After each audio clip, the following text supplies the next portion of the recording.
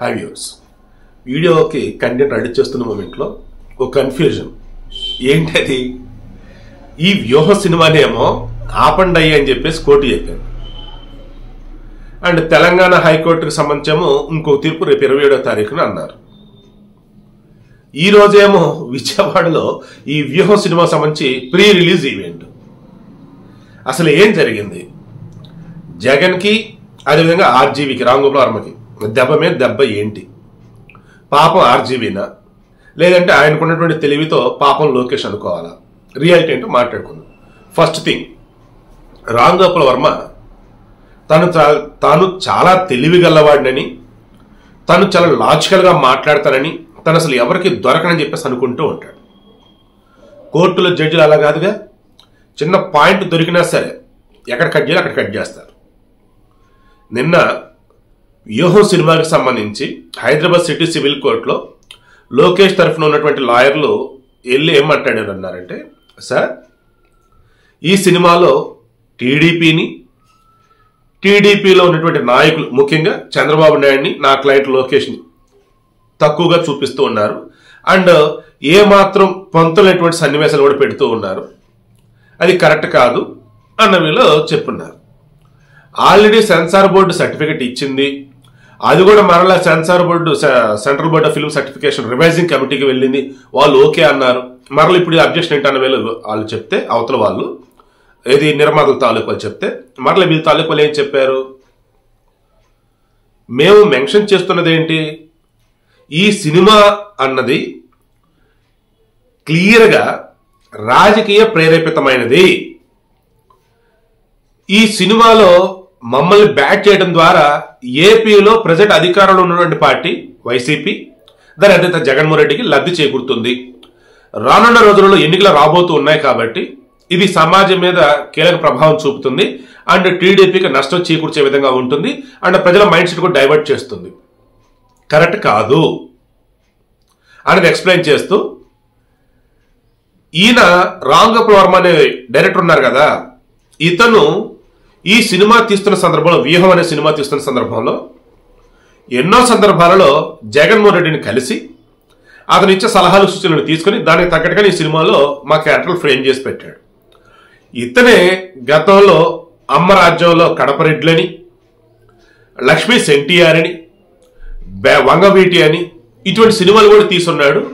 వాటి వల్ల కూడా మేము నష్టపోవాల్సి వచ్చింది, మా మనోభావాలు దెబ్బతిన్నాయి, మా పార్టీ శ్రేణులు కావచ్చు, మా పార్టీ నాయకులు కావచ్చు చాలా ఇబ్బంది పడ్డారని చెప్పేసి మొత్తం ఎక్స్ప్లెయిన్ చేసుకుంటూ వచ్చింది. ఇవన్నీ ఒక ఎత్తు అయితే, ఇంకొక ఎత్తు, ఇందాక ఒక పాయింట్ అన్నానే, తానే తెలివిగల్ల వాడిని చెప్పేసి ఆజీవ్ అనుకుంటూ ఉంటాడు.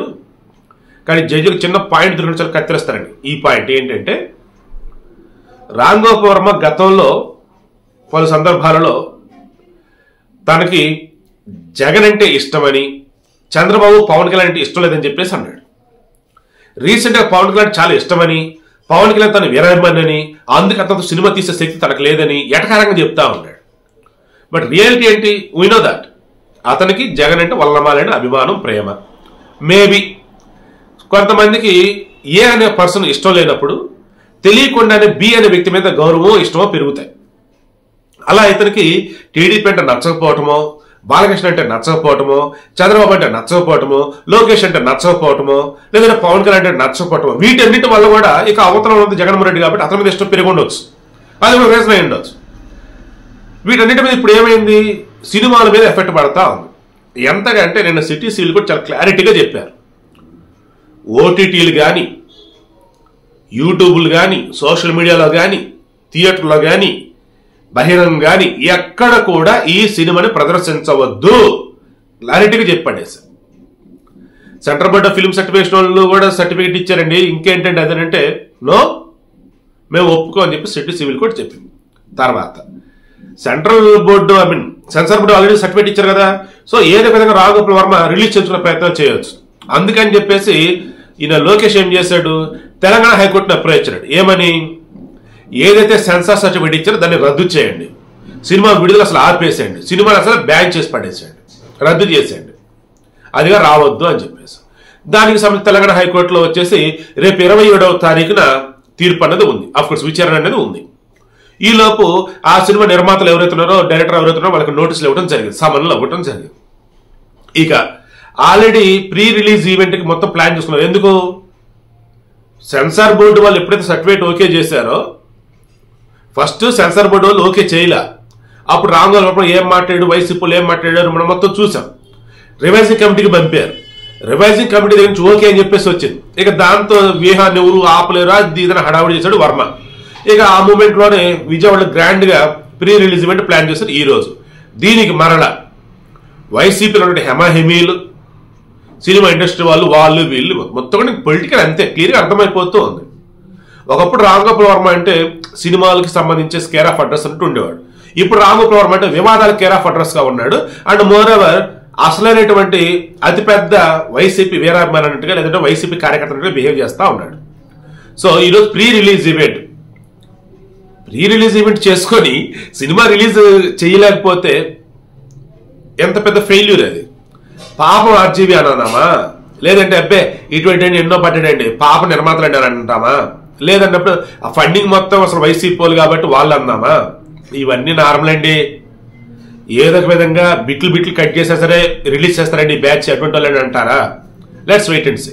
సో కన్క్లూజన్ అయితే లోకేష్ కానీ టీడీపీ వాళ్ళు కానీ ఈసారి మాత్రం ఎక్కడ కూడా టాలరేట్ చేయటంలా. ఏదైనా సరే వాళ్ళని కించపరిచేలా ఉన్నా, వాళ్ళ పార్టీకి నష్టం చేకూర్చేలా ఉన్నా, అది సినిమా అయినా సాంగ్ అయినా బయట యూట్యూబ్ వీడియో అయినా లేదా బయట ఫ్లిక్స్ అయినా ఎక్కడ కూడా టాలరేట్ చేయటం. కేసుల దాకా వెళ్తున్నారు, కోర్టులు అప్రోచ్ అవుతున్నారు, సాక్షుల మొత్తం ముందు పెడుతున్నారు.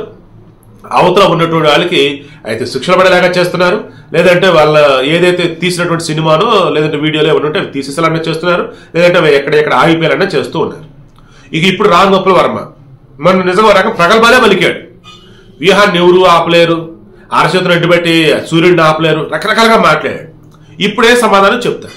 ఎందుకంటే రామ్ గోపాల్ వర్మ ఏమంటాడంటే ఈ కోర్టులకు సంబంధించి కానీ రిమైనింగ్ వాటికి సంబంధించి కూడా మొన్న మధ్య కొంతమంది మహిళా లాయర్లు కూడా నాగార్జున యూనివర్సిటీ ఇతను వెళ్ళి మాట్లాడినప్పుడు చాలా అసభ్యకరంగా ఉన్నాయి అద్దెనిదని అన్నప్పుడు వాళ్ళంతా కూడా ఇతను పరువు నష్టం దాబా వేయటం వల్ల సంథింగ్ ఏదో సమాపన చెప్పలేదు అంటున్నప్పుడు కూడా చాలా డిఫరెంట్ ఫార్మాట్లో మాట్లాడాడు. అప్పుడైనా కాదు, మీరు రిమైనింగ్ చాలా సందర్భాలు మీరు చూడండి, నాకు చట్టాలు తెలుసు, నేను ఎక్కడ తప్పు చేయాలా, నన్ను ఎవరు ఏం చేయాలన్నట్టుగా మాట్లాడుతూ ఉంటాడు. మరలా అతను మాట్లాడేది అమ్ము ఏంటి ఎట్లా మాట్లాడుతుంది ఈ మనిషి అని చెప్పి చాలా మంది అనుకుంటా ఉంటారు. అయినా సరే నేను తప్పుగా మాట్లాడతా, నాకు చట్టం తెలుసు, నాకు రాజ్యాంగ రక్షణ కల్పిస్తుంది, నేను భారతదేశ పౌరుడిని, so I know my rights అన్నట్టుగానే బిహేవ్ చేస్తూ ఉంటాడు. అలాగే చట్టానికి లోబడే కదా ఎవరైనా కూడా ఉండాల్సింది. అదే విషయాన్ని ఇప్పుడు కోర్టుకు గుర్తు చేస్తా ఉంది. సెన్సార్ బోర్డు సర్టిఫికేట్ విషయంలో కావచ్చు, ఆ సినిమా రిలీజ్ విషయంలో కావచ్చు, రాను రోజులు ఇంకా చాలా విషయాల్లో. ఎందుకంటే ఎప్పుడు మన రోజు అన్నట్టుగా ఉండదు, బాల్ ఇప్పుడు మన కోర్టులోనే ఉండదు. సో మొత్తానికి Ram Gopal Varma and Jaganmohan Reddy and YCP వాళ్ళు అయితే ఈ వ్యూహం సినిమాలో ఓ రకంగా వాళ్ళ వ్యూహం పక్కదారి పట్టినట్టే, వ్యూహం నాకు తెలిసి ఆల్మోస్ట్ ఆగిపోయినట్టే, రిలీజ్ కాకుండా ఉంటుంది. ఒకవేళ రిలీజ్ అయితే మళ్ళీ ఆ కట్లు ఈ కట్లు ఓ 1,00,000 ఉంటాయి. రాను రోజుల్లో దీనికి సంబంధించి మరి ఏ రకంగా ఎలా ఏంటనేది చూద్దాం. ఎందుకంటే వీళ్ళు చాలా తెలియగల ఇందాక ఒక మాట ఎందుకో తెలుసా, వీళ్ళు వేరే దేశంలో రిలీజ్ చేసి దానిని అక్కడున్న ఓటీటీలో పెట్టి, లేదు అక్కడ ఉన్నటువంటి వేరే సోషల్ మీడియా ప్లాట్ఫామ్స్ లో పెట్టి దానిని అందరూ కూడా పంపించే బ్యాచ్ వీళ్ళు. లేదంటే మా సినిమా ఎవరో లీక్ చేశారు అయ్యో అని చెప్పేసి బాధపడి వాళ్ళే లీక్ చేసుకునే బ్యాచ్. వాళ్ళ కంటెంట్ జనాలకు వెళ్ళాలి అంతే, డబ్బుగా తనకు ముఖ్యం.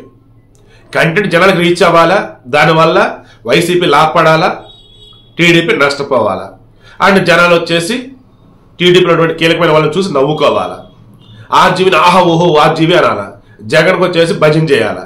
వీళ్ళకి మెయిన్ టార్గెట్ అది. ఆ వేలోని వీళ్ళు ఏదైనా చేసే సమర్థులు.